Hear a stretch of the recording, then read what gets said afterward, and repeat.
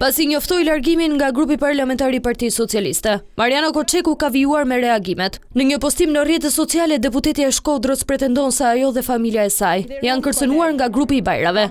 Në një postim në Facebook, Koçeku shprehet: "Ky mesazh i drejtohet Bajrave të Shkodrës. Nëse familjes teme i preket qofte dhe një qime floku, unë s'kam me lan pa ju shkatrue, sa të kemi jetën."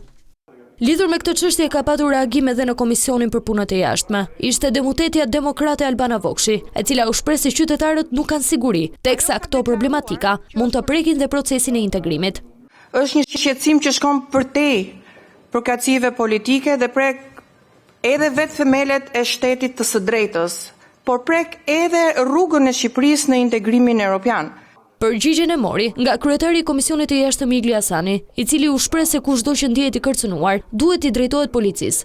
Padyshim që kushdo që ndihet i kërcënuar, kushdo që ka minimumin e indicie, duhet i drejtohet organeve,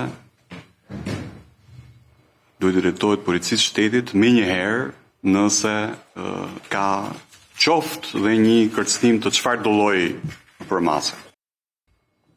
Se kush zgjedh Instagramin për të bërë deklarata, kjo nuk është puna ime fare. Më herët erdhi dhe reagimi i policisë së Shkodrës, të cilët u shprehen se nuk ka ardhur një denoncim nga deputetja, ndërsa avokati i Bajrave u shpreh se Koçeku ka ngritur pretendime të pabaza.